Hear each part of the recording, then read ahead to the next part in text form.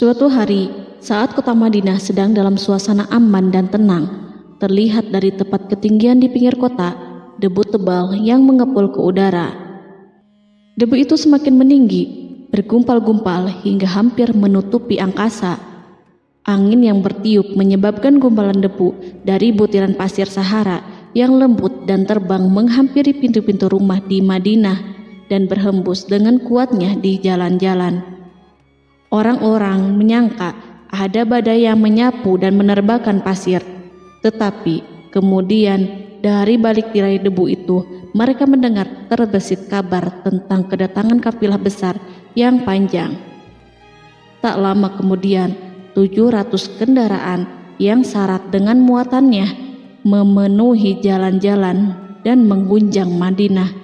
Orang-orang saling memanggil dan mengajak sesamanya untuk menyaksikan keramaian ini, serta turut bergembira atas kedatangan harta dan rezeki yang dibawa kafilah itu.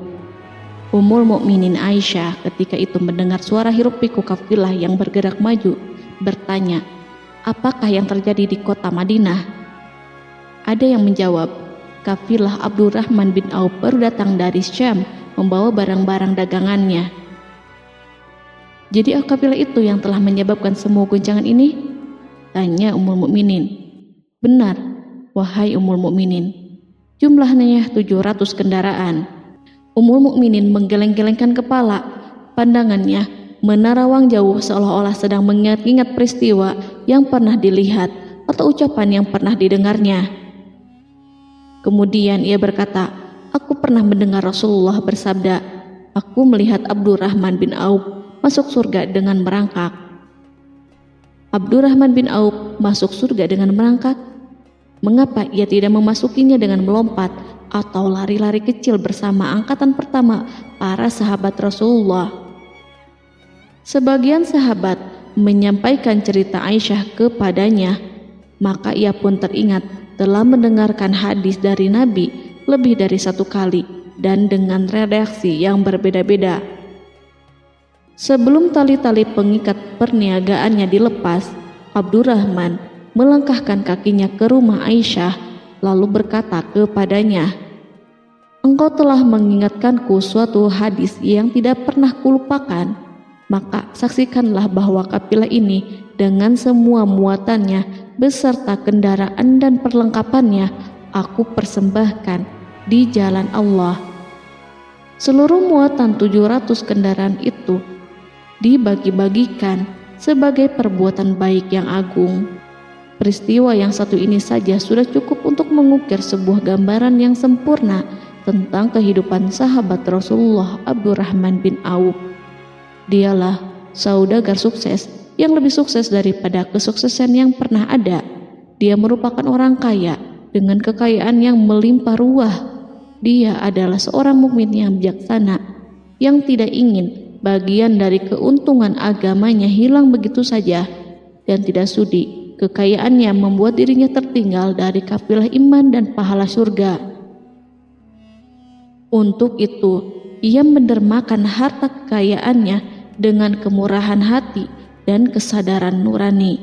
Sebelum saya melanjutkan kisahnya, dimohon kepada pemirsa untuk menonton video ini sampai selesai, serta mohon dukung channel ini supaya semakin berkembang dengan cara like serta berikan komen positifnya.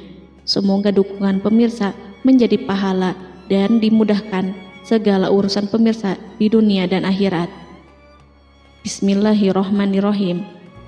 Abdurrahman bin Auf adalah seorang dari 8 orang yang lebih awal masuk Islam.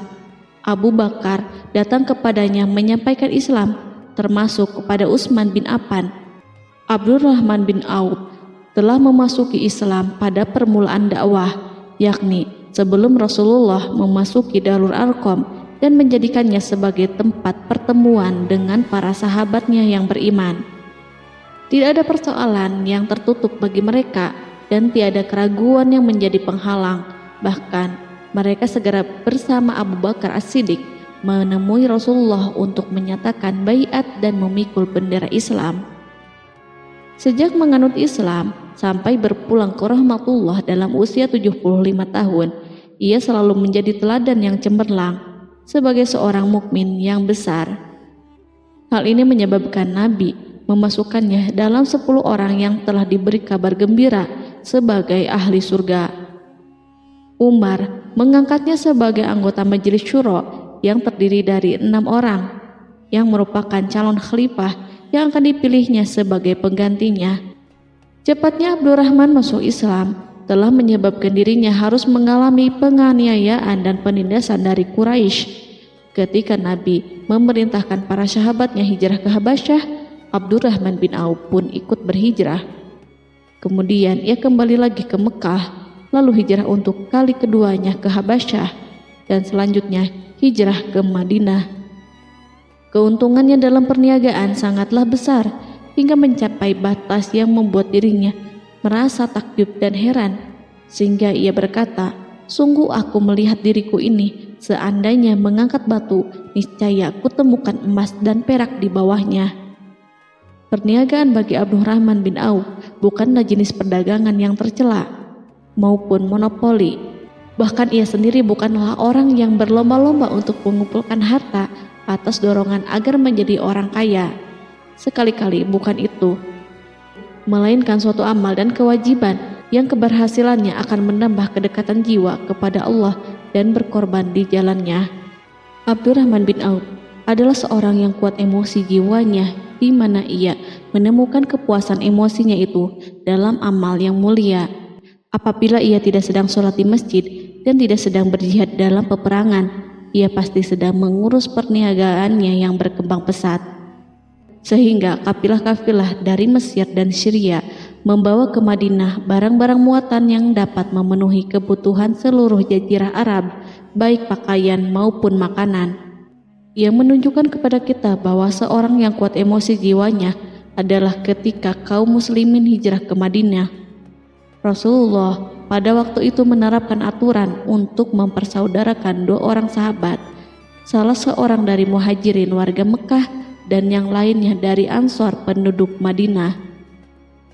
Persaudaraan ini berjalan dengan sempurna hingga membuat hati terpesona. Orang-orang Ansor yang merupakan penduduk asli Madinah membagi seluruh kekayaan miliknya menjadi 2 dengan saudaranya dari kalangan muhajirin. Bahkan istri pun direlakannya. Ketika itu Rasulullah mempersaudarakan antara Abdurrahman bin Auf dengan Sa'ad bin Rabi. Sa'ad bin Rabi berkata kepada Abdurrahman, "Saudaraku, aku adalah penduduk Madinah yang paling banyak harta. Silahkan pilih separuh hartaku dan ambillah. Aku juga mempunyai 2 istri. Perhatikanlah yang lebih menarik hatimu, dan aku akan menceraikannya sehingga engkau dapat memperistri dirinya." Abdurrahman bin Auf pun menjawab, "Semoga Allah memberkahi dirimu dalam istri dan hartamu. Tunjukkanlah kepadaku letak pasar." Abdurrahman pergi ke pasar.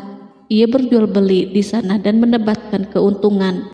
Kehidupan Abdurrahman bin Auf di Madinah, baik semasa Rasulullah maupun sepeninggalnya beliau, selalu ditunaikannya dengan sempurna untuk memenuhi hak agama dan beramal di dunia.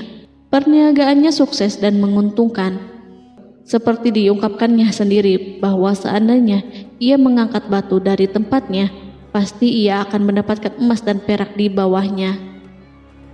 Salah satu faktor yang membuat perniagaannya berhasil dan mendapatkan berkah adalah karena ia sangat selektif untuk berniaga yang halal dan benar-benar menjauhkan diri dari segala bentuk jual beli yang haram, bahkan yang syubhat sekalipun.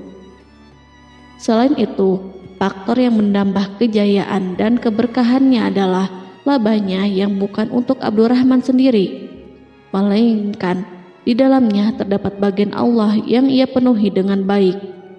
Ia menggunakan hartanya untuk memperkokoh hubungan kekeluargaan dan mengeratkan tali persaudaraan, serta menyediakan perlengkapan yang diperlukan untuk tentara Islam. Bila total perniagaan dan kekayaan yang lainnya ditambahkan keuntungan yang diperolehnya dihitung, jumlah kekayaan Abdurrahman bin Auf itu dapat diperkirakan dengan memperhatikan jumlah yang dibelanjakannya di jalan Allah. Suatu hari, ia mendengar Rasulullah bersabda, "Wahai Ibnu Auf, engkau termasuk golongan orang kaya dan engkau akan masuk surga dengan merangkak." Karena itu, pinjamkanlah kekayaan itu kepada Allah agar Dia mempermudah langkahmu." Sejak ia mendengar nasihat Rasulullah ini dan menyediakan bagi Allah pinjaman yang baik, Allah justru semakin melipat gandakan kekayaannya hingga berlimpah ruah. Suatu hari, ia menjual tanah seharga 40.000 dinar. Kemudian uang itu dibagi-bagikan semuanya untuk keluarganya dari Bani Zuhrah, untuk para istri Nabi, dan untuk kaum muslimin yang miskin.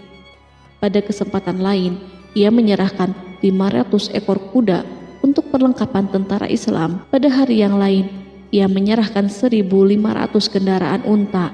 Menjelang wafat, ia mewasiatkan 50.000 dinar untuk diinfakkan di jalan Allah.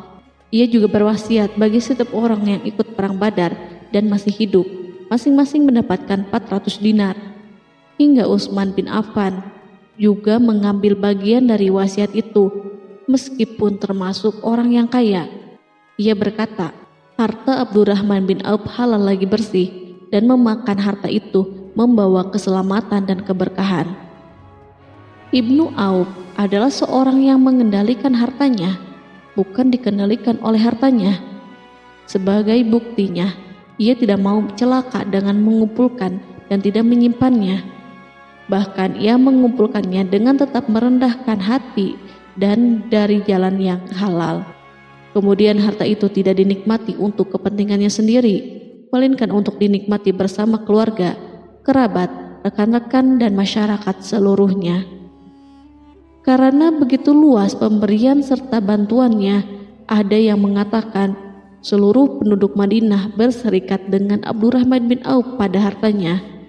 Sepertiga dipinjamkannya kepada mereka, sepertiga lagi dipergunakannya untuk membayar hutang-hutang mereka, dan sepertiga sisanya dibagi-bagikan kepada mereka. Harta kekayaan ini tidak akan pernah membuat kelegaan dan kesenangan pada dirinya selama ia belum menemukan jalan untuk membela agama dan membantu rekan-rekannya. Adapun untuk selain itu, ia selalu merasa khawatir terhadap kekayaannya. Pada suatu hari, dihidangkan kepadanya makanan untuk berbuka karena waktu itu sedang berpuasa. Ketika pandangannya tertuju pada hidangan tersebut, selera makannya pun bangkit. Namun, ia justru menangis sambil berkata, "Mus'hab bin Umair telah gugur sebagai syahid dan ia jauh lebih baik daripada aku.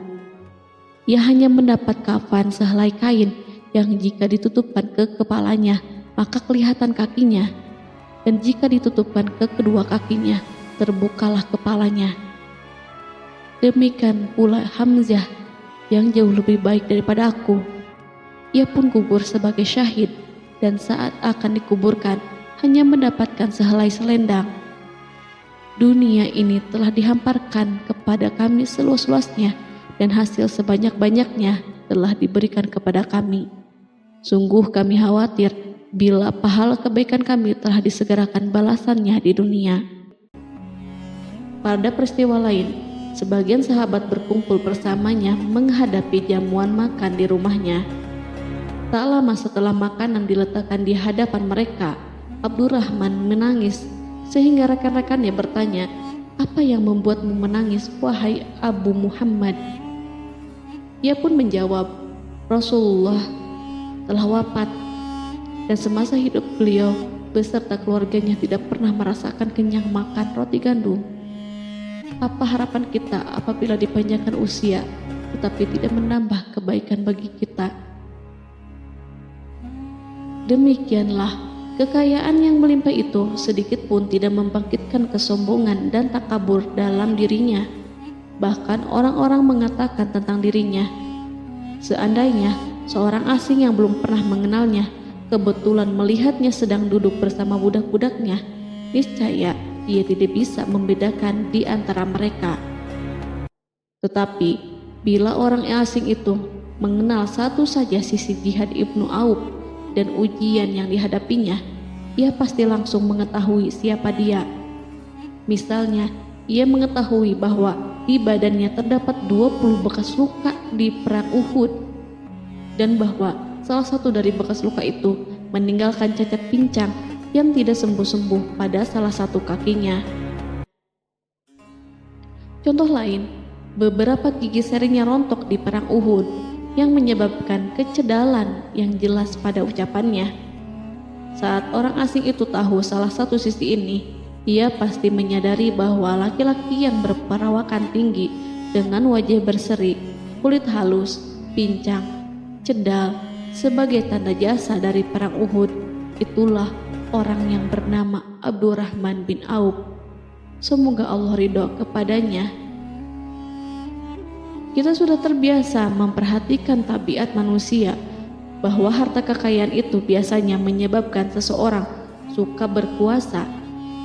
Artinya, orang-orang kaya selalu gandrung untuk memiliki pengaruh guna melindungi kekayaan mereka dan melipat gandakan pengaruh itu. Selain untuk memuaskan nafsu demi kebanggaan dan kepuasan pribadi, semua ini merupakan sifat yang biasa dibangkitkan oleh kekayaan. Tetapi bila kita melihat Abdurrahman bin Auf dengan segala kekayaannya yang melimpah, menemukan manusia ajaib yang sanggup menguasai watak dasar manusia dalam bidang ini dan melangkahinya ke puncak ketinggian yang istimewa.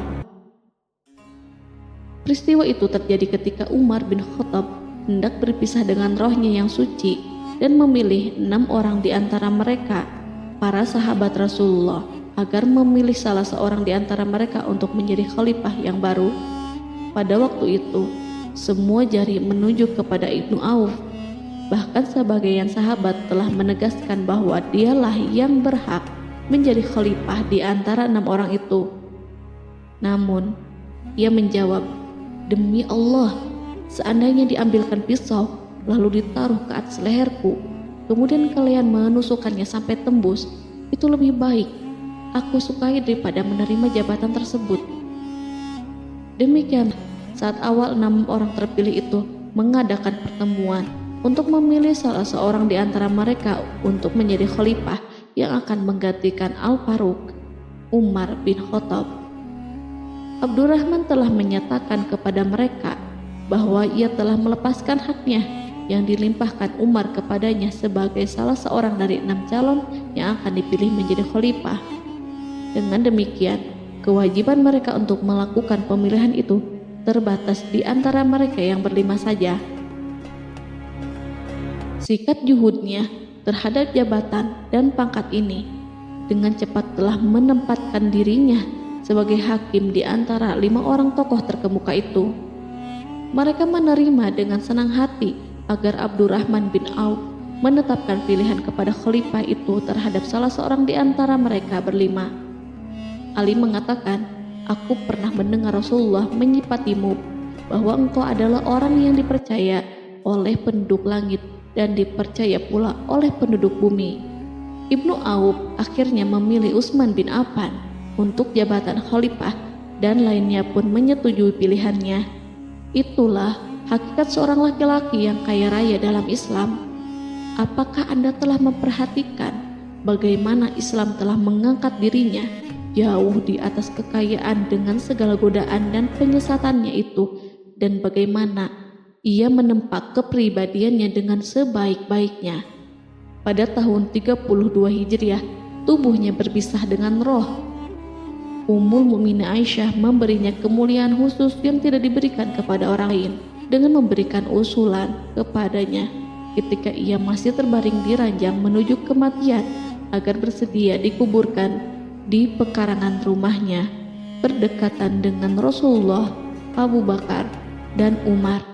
Namun ia memang seorang muslim yang telah dididik Islam dengan sebaik-baiknya, sehingga merasa malu bila dirinya diangkat dan disandingkan dalam kedudukan tersebut. Selain itu, ia telah membuat janji dan ikrar yang kuat dengan Utsman bin Maz'un, yakni jika salah seorang di antara mereka meninggal sesudah yang lain, hendaklah ia dikuburkan di dekat sahabatnya itu. Saat rohnya bersiap-siap memulai perjalanan yang baru, air matanya meleleh, sedangkan lidahnya bergerak-gerak mengucapkan kata-kata, "Aku khawatir dipisahkan dari sahabat-sahabatku karena kekayaanku yang melimpah ruah." Namun, ketenangan dari Allah segera menyelimutinya. Lalu senyuman tipis menghiasi wajahnya disebabkan sukacita yang memberi cahaya dan kebahagiaan yang menenteramkan jiwa. Ia memasang telinganya untuk menangkap sesuatu, seolah-olah ada suara yang lembut merdu yang datang mendekat. Ia sedang mengenang kebenaran sabda Rasulullah yang pernah beliau ucapkan, Abdurrahman bin Auf di dalam surga. Ia barangkali juga sedang mendengarkan janji Allah dalam kitabnya. Orang yang menginfakkan hartanya di jalan Allah, kemudian tidak mengiringi apa yang diinfakkan itu dengan menyebut-nyebut dan menyakiti perasaan penerima, maka memperoleh pahala di sisi Rabb mereka. Tidak ada rasa takut pada mereka dan mereka tidak bersedih hati. Quran Surat Al-Baqarah ayat 262.